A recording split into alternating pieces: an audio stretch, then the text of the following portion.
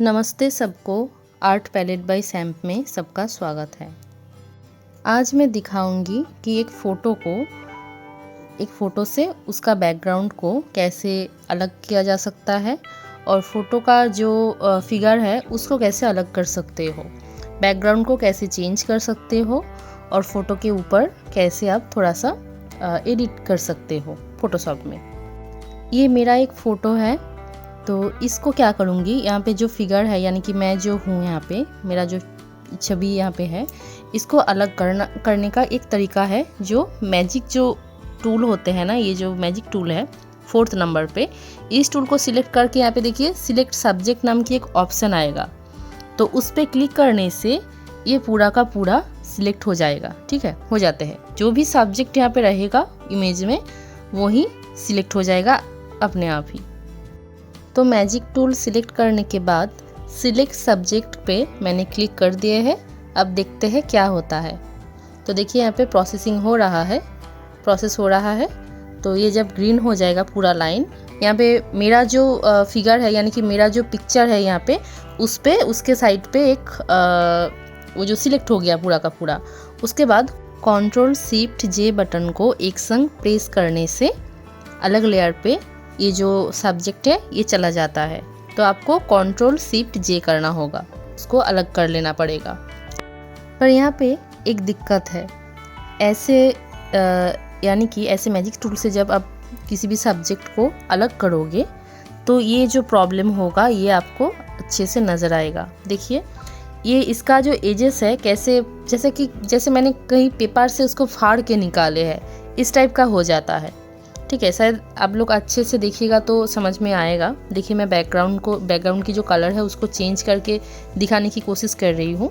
तो मैं अब यहाँ पे ना ग्रे कलर डाली थी, उससे उतना अच्छे से समझ में नहीं आ रहा है। अब देखिए मैंने ब्लू कलर डाल दिए है, अब शायद आप लोग अच्छे से देख पाओगे कि ये कितना प्रॉब्लमेटिक हो गया है। देखिए जैसे कि कुछ फाड़ के मैंने निकाले हैं कहीं से, किसी भी पेपर में से ना इसको फाड़ के निकाले हैं, ऐसा लग रहा है। यानी कि स्मूथ नहीं है, जो एजेस जो है ना, ये तो एकदम सीधा सीधा जैसा होना चाहिए वैसा नहीं है। देखिए पैरों से कुछ जगह खा गया है, इस टाइप का लग रहा है।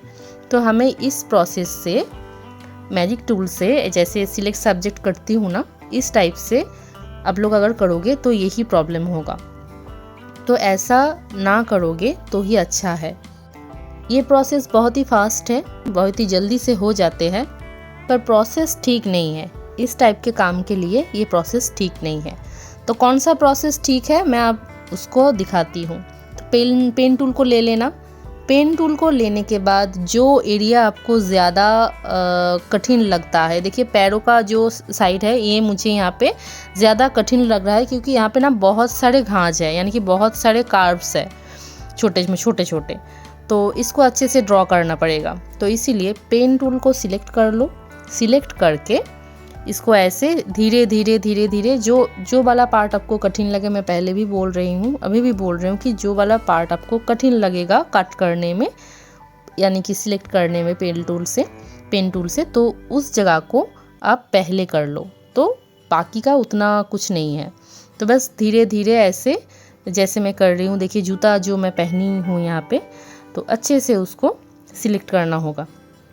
जैसा शेप रहेगा वैसे ही एकदम से सिलेक्ट करना पड़ेगा ठीक ठाक से।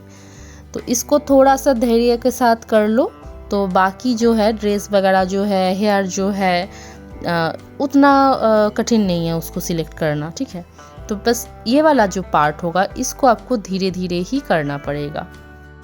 पैर वाला पार्ट मैं थोड़ा जल्दी दिखा दे रही हूँ। अब देखिए, अब मैं ड्रेस पे चली आई हूँ। ड्रेस पे ना आपको उतना अच्छे से करने की ज़रूरत नहीं है। अब बस छोटे छोटे गैप रख के टैप करते जाना। ठीक है, छोटे छोटे गैप में टैप करते जाना। देखिए कितना एक गैप कितना छोटा छोटा है, एकदम 1 इंच से भी बहुत छोटे छोटे, यानी कि 1 इंच में आपको बहुत सारे छोटे छोटे पॉइंट्स नज़र आएगा। तो ऐसे छोटे छोटे करके इसको काटते जाना है, इसको सिलेक्ट करते जाना है।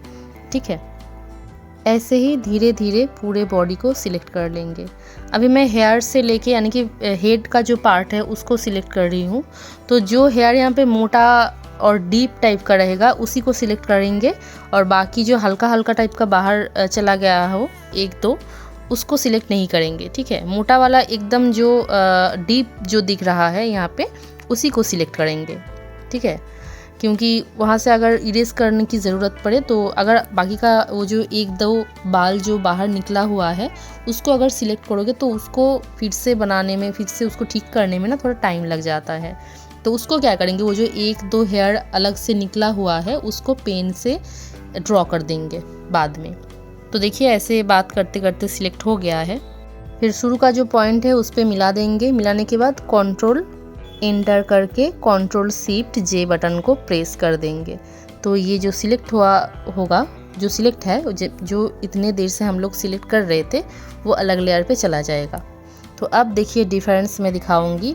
पिछला जो मैंने पहले जो किया था, यानी कि मैजिक टूल से जो मैंने की थी उसका, और जो मैंने हाथों से की, दोनों का डिफरेंस देखिए। ड्रेस है, देखिए दोनों का ड्रेस कैसा है देखिए।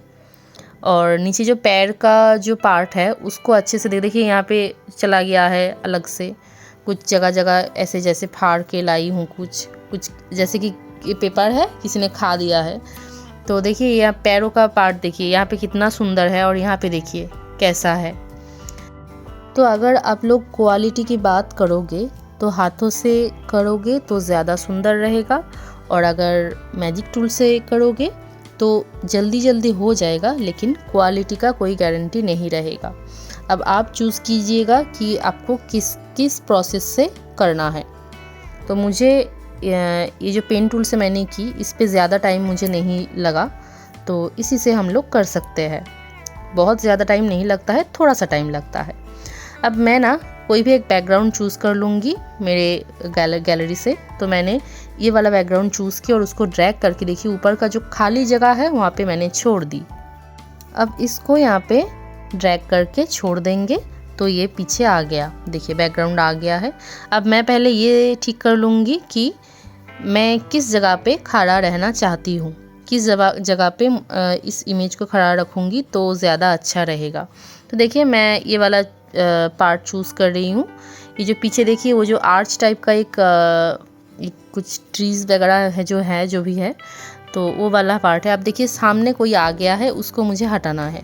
उसको कैसे हटाएंगे, आप डायरेक्टली इस टूल को यूज़ कर सकते हो, और क्या कर सकते हो, इरेजर टूल से इसको एक कॉपी करके नीचे के लेयर पे रख दो, और ऊपर की लेयर से ये जो आ गया है ना, इसको इरेज कर दो। इरेज करके अब नीचे से आप उसको ठीक कर सकते हो। नीचे वाला जो बैकग्राउंड है उसको आप ड्रैग करके लेके भी आ सकते हो। और ये जो एक स्टैम्प टूल है, उस स्टैम्प टूल से अब इसके ऊपर, ये एक वीडियो में मैं दिखाई थी, उसी को फिर से दिखाऊंगी। यहाँ पे इरेज करके भी कर सकते हो, इरेज ना करके भी कर सकते हो, दोनों ही ठीक है। ओके, तो अब मैं क्या की, इसको देखिए ऊपर की जो लेयर है उसमें से ये जो आदमी था उसको हटा दिए, और नीचे वाला जो लेयर था उसको मैं थोड़ा सा इधर साइड में लेके आई। ठीक है, तो ये देखिए, तो इस टाइप का लग रहा है। ये एक्चुअली जो लोग नए हैं वो लोग ऐसे कर सकते हैं, पर अगर आप लोग इरेज ना करके करोगे तो टाइम भी बच जाएगा और स्मार्टली ये बैकग्राउंड भी बन जाएगा। और यहाँ पे देखिए मैं क्या कर रही हूँ, स्टैम्प टूल को ले ली हूँ। लेके आपको बाएं हाथ से ऑल्ट बटन को प्रेस करके रहना पड़ेगा, और फिर जिस इमेज को आप कॉपी करना चाहते हो उस इमेज के ऊपर थोड़ा सा घिस लो। घिस के जो खाली जगह है उसके ऊपर ऑल्ट बटन को छोड़ के वहाँ पे बस थोड़ा सा घिस दो। ठीक है, ऑल्ट बटन को प्रेस करके कॉपी करना होगा, मतलब ऑल्ट बटन को प्रेस करके जब घिसोगे, जिसके ऊपर घिसोगे वो कॉपी हो जाएगा। और जब ऑल्ट बटन को बाएं हाथ से छोड़ दोगे, फिर अगर किसी जगह के ऊपर अगर घिसोगे तो जो आपने कॉपी की ना वो यहाँ पे पेस्ट हो जाएगा। पता नहीं समझ में आया कि नहीं, फिर से बोल रही हूँ, अच्छे से सुन लीजिएगा। ऑल्ट बटन को प्रेस करके जब भी आप किसी भी इमेज के ऊपर घिसोगे, ठीक है, ब्रश को घिसोगे, उस स्टैम्प टूल को घिसोगे, तो वो वाला पार्ट ना कॉपी हो जाते हैं। और जब ऑल्ट बटन को छोड़ दोगे, छोड़ के अब जहाँ पे आपको इरेज करना है, जिसको आपको हटाना है, उसके ऊपर अगर आप उसको ऐसे ड्रॉ करोगे या घिसोगे उसके ऊपर, तो जो आपने कॉपी की थी वही यहाँ पे उसका ही इमेज छोड़ के जाएगा। ठीक है, यानी कि उसका इमेज यहाँ पे आ जाएगा। तो देखिए ये जो दोनों कपल है, तो हस्बैंड वाइफ है शायद, तो इन दोनों को हमें पूरा का पूरा इरेज करना है। तो इसको कैसे इरेज करें, चलिए देखते हैं। तो ये जो ट्री है ना, दोनों साइड पे जो ट्रीज़ है, जो बुसेस है एक्चुअली, तो इस बुसेस का एक एक पार्ट अलग अलग से मैं कॉपी करूँगी और छोटे छोटे पार्ट में कॉपी करूँगी और छोटे छोटे पार्ट में इन दोनों के ऊपर ड्रॉ करती जाऊँगी बस, ठीक है। तो देखिए मैं यहाँ पे ऑल्ट बटन को प्रेस करके एक जगह से कॉपी कर रही हूँ और फिर उसके ऊपर इसको घिस रही हूँ। देखिए ये जो नेट का पार्ट है, ये नेट भी यहाँ पे आ गया और ये जो महिला था यहाँ पे, ये पूरा का पूरा गायब हो गया। अब इसी तरीके से ये जो आदमी है उसको भी हमें गायब करना होगा। तो ट्रीज़ का जो नीचे वाला, बूस का जो नीचे वाला डार्क वाला पार्ट है उसको कॉपी करके इसका जो पैंट जो है इसके ऊपर मैंने ड्रॉ कर दी, तो हो गया। अब वो जो फ्लावर्स का जो बूसेस है मैं उसको थोड़ा सा यहाँ पे डालना चाहती थी, तो उसको थोड़ा सा कॉपी करके यहाँ पे बिठा दी। अब जिस भी कलर को आप यहाँ पे कॉपी करना चाहते हो वही यहाँ पे कॉपी हो जाएगा। इस टूल को यूज़ करने में ना मुझे बहुत मज़ा आता है, शायद आप लोगों को भी ड्रॉ करते करते इसका मज़ा आ ही जाएगा।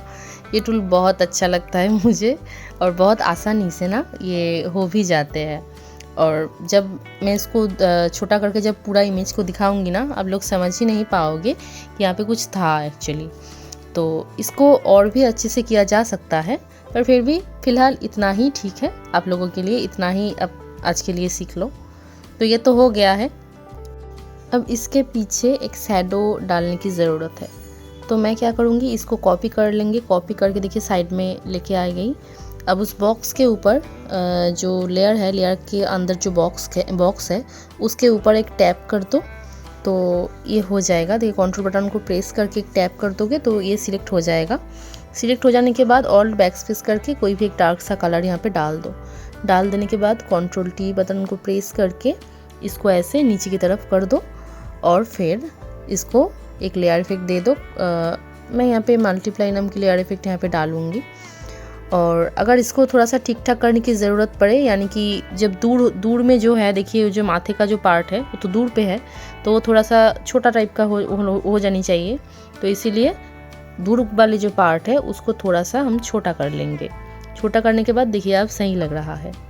अब इसको एक लेयर इफेक्ट डाल देंगे।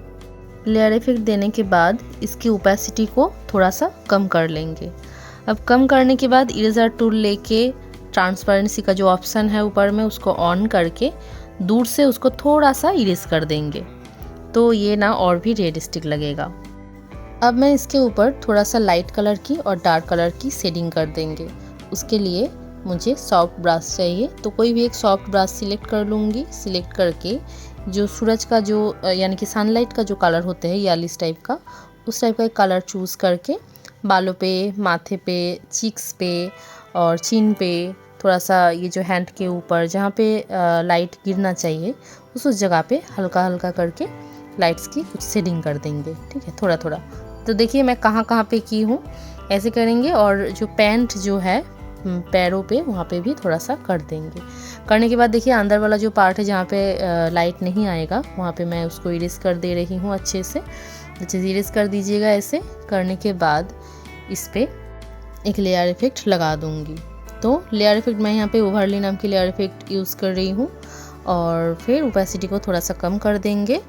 अब अगर कहीं पे भी देने की ज़रूरत पड़े तो देखिए लेफ्ट जो पैर है वहाँ पे भी मैंने थोड़ा सा डाल दिया है और जूते के ऊपर भी थोड़ा सा दे दिए हैं। कैसा लग रहा है, देखिए एकदम लग रहा है कि ना एकदम सूरज का रोशनी ही डायरेक्टली गिरा है। तो इसी टाइप का लगना होगा, यानी कि आपको कलर अच्छे से चूज़ करना पड़ेगा कि कौन सा कलर देने से सूरज की रोशनी जैसा ही एकदम पूरा का पूरा लगेगा। अब डार्क कलर की शेडिंग करेंगे सेम तरीके से, पर ऑपोजिट साइड पे, जहाँ जहाँ पे डार्क कलर की शैडो यहाँ पे देना चाहिए वहाँ पे ही देंगे। और एकदम ब्लैक नहीं, मैं पहले बहुत बार बोल चुकी हूँ, एकदम ब्लैक कलर को नहीं यूज़ करना है। यहाँ पे ब्लैक इस टाइप का कोई भी एक कलर चूज़ कर लो। चूज़ करके देखिए मैं जहाँ जहाँ पे दे रही हूँ उस जगह पे ही आपको देना है, हाथों के नीचे और ड्रेस का एक साइड पे। ये जो प्लीट्स बने हुए हैं, इस प्लीट्स के ऊपर भी कुछ कुछ जगहों पे दे सकते हो। पैरों की इस पार्ट पे भी देना होगा और ये जो अंदर वाला जो पार्ट है वहाँ पे भी थोड़ा सा डाल देंगे, क्योंकि ये भी इस पे भी शैडो पड़ेगा। जहाँ जहाँ पे शैडो पड़ना चाहिए वहाँ वहाँ पे आपको इस कलर से शेडिंग कर देना पड़ेगा। उसके बाद और हाँ, दोनों लेयर को ही मास्किंग ज़रूर कर लेना, नहीं तो कलर बाहर चला जाएगा। हो जाने के बाद इरेज़र टूल से अच्छे से मिला देंगे इसको इरेज करके। अब देखिए इस पे मैं कोई भी एक लेयर इफेक्ट लगाऊंगी। कोई भी एक मतलब मैं ज़्यादातर मल्टीप्लाई नाम की लेयर इफेक्ट यूज़ करती हूँ। करने के बाद जो ओपेसिटी है थोड़ा सा कम कर दो। तो देखिए अब ये ना थोड़ा सा अच्छे से हाईलाइट हो रहा है। अब उसी डार्क कलर वाली लेयर पे जाके कुछ और जगहों पे भी डार्क कलर की शेडिंग देंगे, ताकि ये थोड़ा और रियलिस्टिक लगे।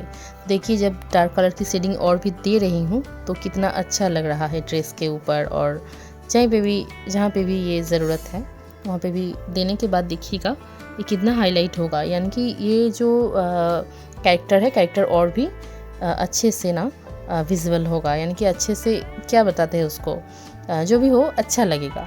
जो लाइट कलर की जो शेडिंग यहाँ पे जो रसनी जो है मैं यहाँ पे ऐड की हूँ अलग से, वो और भी हाईलाइट होगा।